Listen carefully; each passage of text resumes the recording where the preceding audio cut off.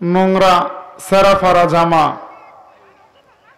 তার উপরে পাটের বস্তা গায়ে দিয়া ঘুমাইছে ফুটপাতে। পাটের বস্তা গায়ে দিয়া ফুটপাতে ঘুমাইছে, মাথার নিচে ইট। এমন পরিস্থিতিতে ঘুমাইছে যখন তার পেটে খাবারও ছিল না, ক্ষুধায় কাতর। সে ঘুমাইছে ক্লান্ত মানুষ। ঘুমানোর পরে স্বপ্নে দেখে এরকম এক বিশাল রাজ্যের রাজা, সে একাধিক তার রানী, কত তার কন্যাগণ, রাজপুত্র রাজকুমারী, বিশাল সাম্রাজ্যের অধিপতি মহারাজা। সে স্বপ্নে দেখছে তার পরনে রাজকীয় পোশাক, মাথায় রাজার মুকুট। সে স্বপ্নে দেখছে তার ডানে বামে চাকর নকর নকরানির অভাব নাই, অত্যন্ত সুখের সময়।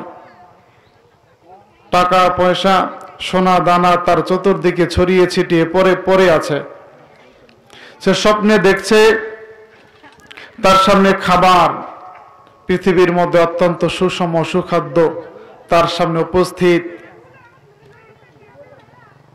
এমন সময় তার সুখের এই স্বপ্ন, ফুটপাত দিয়ে এক ব্যক্তি যাচ্ছিল হেঁটে। ঘুমন্ত ব্যক্তির গায়ে একটু খোঁচা লাগার কারণে ঘুম ভাঙে গেছে। ঘুম ভাঙা দেখলো তার মাথার নিচে ইট, সেই রেশমি কাপড়ের কাবার দিয়ে তৈরি করা শিমুল তোলার বালিশ তার মাথার নিচে নাই। ঘুম থেকে ওঠা দেখলো তার গায়ে সেই জহরত পরা রাজার পোশাক নাই, রাজার মুকুট তার মাথায় নাই, গায়ে সেরা ফারা জামা কাপড় আর পাটের বস্তা গায়ে দিয়া ঘুমাইছে। এখন সে ওই ব্যক্তিকে ধরলো যে তার ঘুম ভাঙা দিছে। সে বলতেছে, করলা কি তুমি? আমার বিশাল সাম্রাজ্য, বিশাল রাজত্ব, বিশাল রাজ্যের রাজা আমি, তুমি এগুলা সব নষ্ট করে দিলা। ঘুম ভাঙা দেখে আর কিছুই নাই। প্রিয় হাজিরিন, আশরাফ আলী থানভী রহমতুল্লাহ আলাইহি গল্পটা লেখা বলেন, আমাদের মানুষের জীবনটা বাস্তবতা তাই।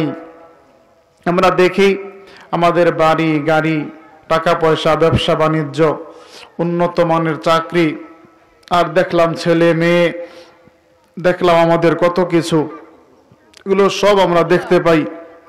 কিন্তু ওই ফুটপাতে ঘুমন্ত ব্যক্তিকে যেমন একজনে ঘুম ভাঙায় দিছে, আমাদের এই বাস্তব জীবনের ঘুম ভাঙায় দিবে আজরাইল আলাইহিস সালাম।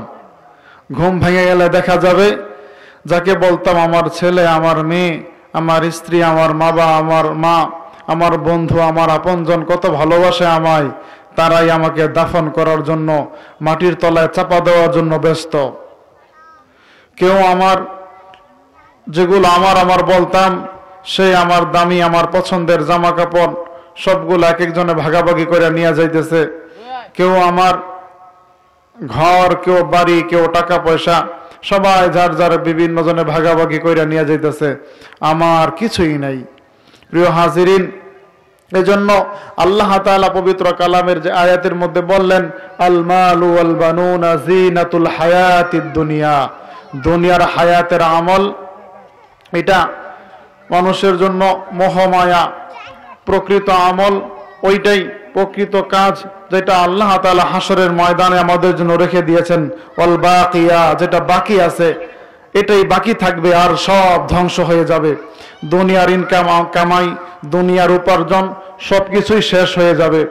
কিন্তু একমাত্র হাসরের জন্য, আমাদের পরকালীন জীবনের জন্য আমরা যেটুকু করব আল্লাহ তাআলা সেটা রেখে দিবেন হাসরের ময়দানের জন্য।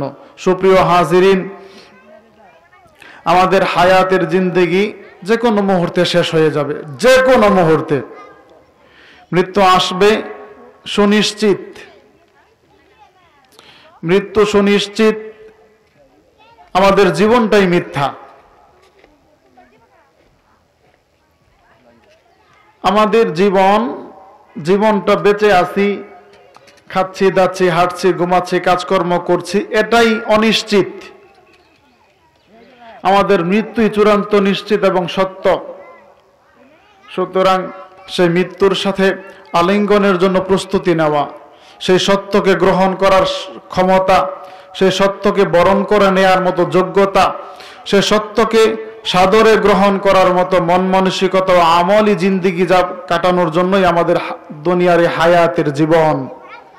এটা নষ্ট হয়ে গেলে তখন দেখব মৃত্যুকে ভয় লাগে, কবরকে ভয় লাগে, হাসরকে ভয় লাগে, মরতে চাইবে না কেউ, মৃত্যু থেকে পালাইতে চাইবে। আল্লাহ তাআলা বলেন, আইনামা তাকুনু ইউদরিকুমুল মাউত ওয়ালাউ কুনতুম ফি বুরুজিম মুশাইয়াদা। আল্লাহ সুবহানাহু ওয়া তাআলা বলেন, অথচ তোমরা মৃত্যু থেকে পালাতে পারবে না। যেখানেই পালাও, যেখানেই যাও, মৃত্যু তোমাদের গ্রাস করবেই। যদিও তোমরা শক্ত প্রাচীর, লোহায় গাড়া কঠিন প্রাচীরের মধ্যেও লুকিয়ে থাকো, সেইখানেও মালাকুল মউত তোমাকে ধরবে। অন্য আরেকটা আয়াতের মধ্যে আল্লাহ তাআলা বলেন, কুল্লু নাফসিন যায়িকাতুল মাউত ওয়া ইন্নামা তুওয়াফাউনা উজুরাকুম ইয়াওমাল কিয়ামাহ ফামান যুহজিহা আনিন নারি ওয়া উদখিলাল জান্নাতা ফাকাদ ফাজ ওয়ামাল হায়াতুদ দুনিয়া ইল্লা মাতাউল গুরুর। আল্লাহ তাআলা বলেন, সকলকে মৃত্যুবরণ করতে হবে। ওয়া ইন্নামা তুওয়াফাউনা উজুরাকুম ইয়াওমাল কিয়ামাহ, কিয়ামতে ওই ব্যক্তি সাকসেস, মরবে তো সবাই, কিন্তু কার জীবন সাকসেস হবে? আল্লাহ তাআলা বলেন, ওয়া ইন্নামা তুওয়াফাউনা উজুরাকুম ইয়াওমাল কিয়ামাহ ফামান যুহজিহা আনিন নারি ওয়া উদখিলাল জান্নাতা ফাকাদ ফাজ। যে ব্যক্তি জাহান্নামের আগুনের শাস্তি থেকে বেঁচে যাবে, যে ব্যক্তি জান্নাতে প্রবেশ করতে পারবে, তার জিন্দেগি সাকসেসফুল জিন্দেগি। আইনামা তাকুনু ইউদরিকুমুল মাউত ওয়ালাউ কুনতুম ফি বুরুজিম মুশাইয়াদা। পালানোর জায়গা নাই, কোথাও নাই। আল্লাহ সুবহানাহু ওয়া তাআলা আমাদেরকে বারবার স্মরণ করায় দিতে চেয়েছেন, আমাদেরকে মনে করায় দিলেন, হে মানব জাতি, হে আদম সন্তানেরা, তোমরা মৃত্যুকে ভুলে যেও না। একজন সাহাবী নবীজি সাল্লাল্লাহু আলাইহি ওয়াসাল্লামকে জিজ্ঞাসা করলেন, ইয়া রাসূলুল্লাহ, মুসলিমদের মধ্যে সবচেয়ে ভালো মুসলিম কে? নবীজি সাল্লাল্লাহু আলাইহি ওয়াসাল্লাম বললেন, মুসলিমদের মধ্যে ওই মুসলিম সবচেয়ে ভালো যার চরিত্র সবচেয়ে ভালো। যার চরিত্র ভালো সেই ভালো মুসলিম। সাহাবী আবার জিজ্ঞাসা করলেন, ইয়া রাসূলুল্লাহ, মুসলিমদের মধ্যে সবচেয়ে চালাক মুসলমান কে? চালাক, বুদ্ধিমান। দুনিয়াতে বুদ্ধিমান বলি যার মাথার জাহান জাকাত ভালো, কামাই রুজি কইরা, ব্যবসা বাণিজ্য দিয়া, জায়গা জমি কইরা, খুব পণ্ডিতি কথা বলতে পারে, তারপরে তার শারীরিক তার বেশভূষা দিয়ে সে খুব জাহিরি পণ্ডিতি প্রকাশ করে, এরকমটা। কিন্তু নবীজি সাল্লাল্লাহু আলাইহি ওয়াসাল্লামকে যখন জিজ্ঞাসা করা হলো, ইয়া রাসূলুল্লাহ, সবচেয়ে বুদ্ধিমান মুসলমান কে? নবীজি সাল্লাল্লাহু আলাইহি ওয়াসাল্লাম বললেন, ওই ব্যক্তি বুদ্ধিমান মুসলমান যে বেশি বেশি মৃত্যুকে স্মরণ করে। মৃত্যুকে স্মরণ করা বুদ্ধিমানের আলামত। বোকারা মৃত্যুকে ভুলে যায়, দুনিয়ার মজা পাইয়া সে সব ভুলে যায়। দুনিয়াতে এমন আছে কিছু মানুষ, কিছু বোকা, তারে দাওয়াত দিয়ে নিয়ে যাওয়া হয়েছে।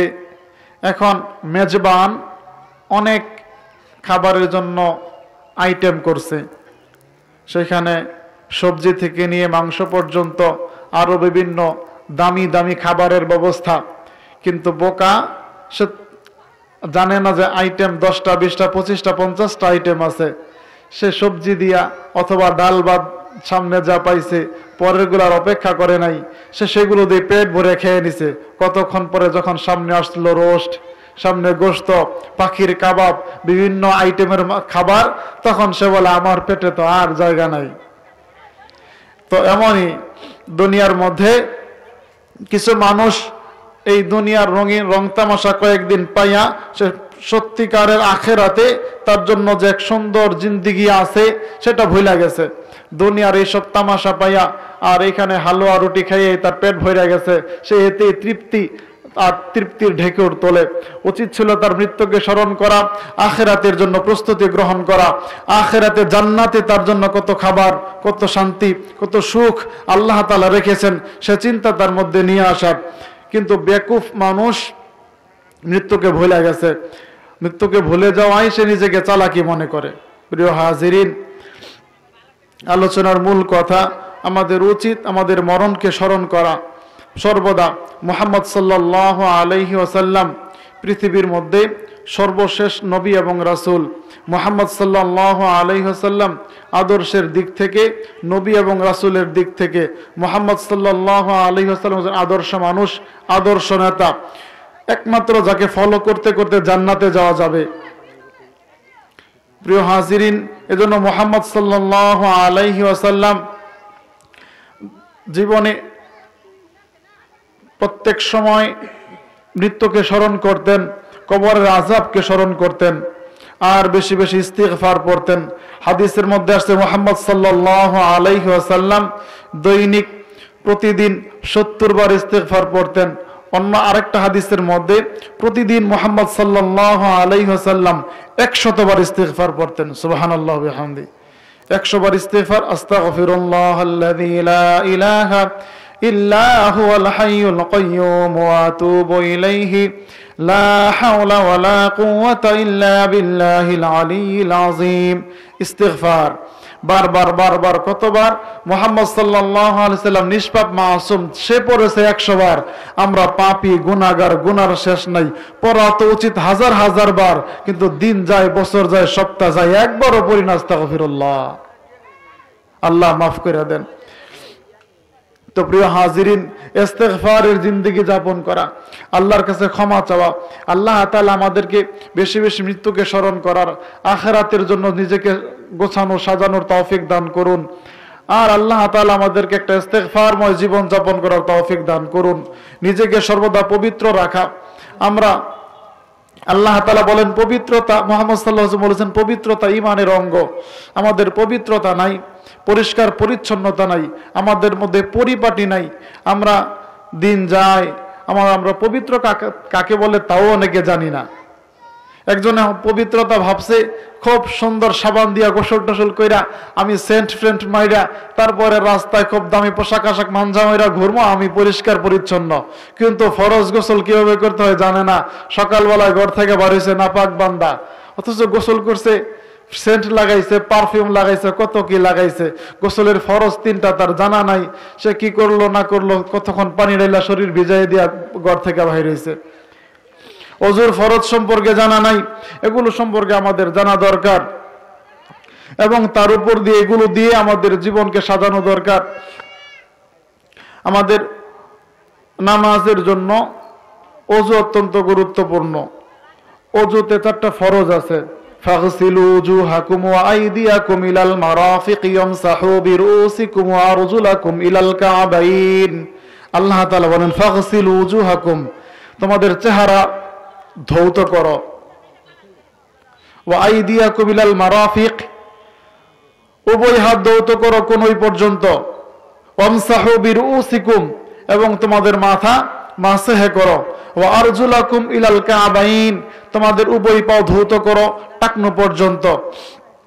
তাহলে ওযুতে এই 4টা ফরজ আমাদের মধ্যে পূর্ণাঙ্গ হয় কিনা। আমাদের এই পা ধোয়া, ওযুর ব্যাপারে আমাদের অলসতার গাফিলতি কাজ করে। টিউবওয়েল কল ছাইড়া দিয়ে পায়ের নিচে একটু ধরে রাখে, কিন্তু ভালোভাবে হাত দিয়ে মড়ায়া দেয় না। আঙ্গুলের ফাঁকে ফাঁকে আঙ্গুল দিয়া কি বলে খিলাল করে দেয় না, যেন পানি সব জায়গায় পৌঁছায়। এখন তো শীতের দিন, শীতের দিন আজকেও হয়তো অনেকে গোসলই করে নাই। এরকম অনেক মানুষ আছে, অনেক করে নাই গোসল। না করুক, সমস্যা নাই। ষষ্ঠীর গোসল করে নাই, শীত লাগছে করে নাই, কিন্তু এমন কিছু এমন এক কিছু সময় আছে যে সময় গোসল করা তার বাধ্যতামূলক, তার ঠান্ডার অজুহাত দিয়ে আর চলবে না, শীত আছে তাতে আর চলবে না, এখন তার গোসল করতে হবে। তো সেই গোসলের জন্য 3টা ফরজ আছে, গোসলের জন্য 3টা ফরজ আছে। তার মধ্যে প্রথম নাকে পানি কুলি করা, প্রথম নম্বর ফরজ কুলি করা, গড়গড়ার সাথে কুলি করা।